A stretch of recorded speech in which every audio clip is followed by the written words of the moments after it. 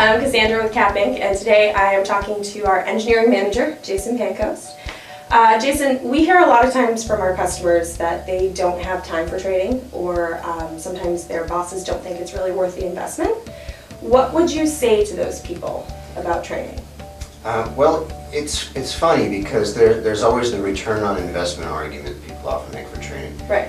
Which is valid. I mean, it's the old premise of if I go to my training class, then when I get out, I'm going to be this much more productive, 10%, 20%, 100% more productive, and you do all the math and you figure out how long it's then going to take you to make up for the time and the money of going to that training class. Mm-hmm. But what most people skip in all that is that if you don't go to a training class, you're going to end up, the engineer's still got work to do. He's got to figure out how to do his job and get the stuff out the door. So he's going to have to, or she, is going to have to figure out how to do his particular task in SOLIDWORKS. And so they're going to spend a bunch of time on that, and they're going to be going into the tutorials, they're going to be crawling the internet, watching videos from CAPINC about it, and eventually they'll figure out how to get it at least to the point where they can pass it on through their chain. So that time investment's already there, Right. whether you take a training class or not. So why don't you just take that time and instead of half teaching it to yourself, to just kind of squeak by, why don't you spend that time in a training class where we can take those 3-4 days of self-training and compress it down and get you that task in like an hour, and then we still have a bunch more hours of training to teach you all those other things that's going to require more and more days for you to go and figure it out on yourself. So that's the piece that kind of debunks the whole ROI sort of argument. Just to let people know, what type of training courses do we offer here at CAPINC? We offer a whole gamut, right? Sure, yeah, and the Essentials class is pretty popular. That's our 4-day get you started on SOLIDWORKS class that really everybody should take, whether they've come from a different CAD system or they've even used SOLIDWORKS before.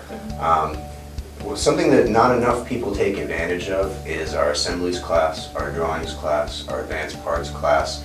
We have a surfacing class and obviously simulation and other specialized classes. But really, if you're making parts, you should come to the advanced part class. They don't have to be complicated parts. There's a lot of other techniques for getting the models built in SOLIDWORKS and getting your design in place in the CAD system. Yeah. It's not just about modeling, it's about using SOLIDWORKS as a platform for developing a design. And that's especially true in the assemblies class.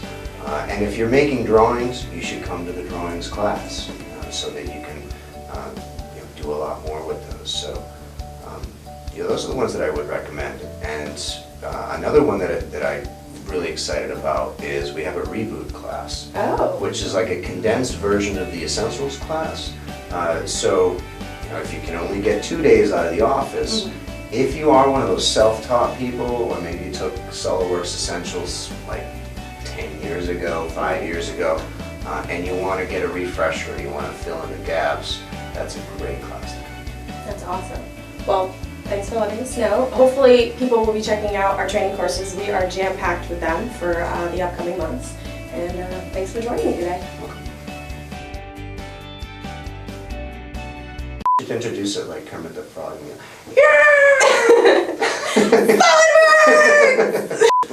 You did put this together poorly, didn't you? I did. I really did. Do you want to swap chairs too?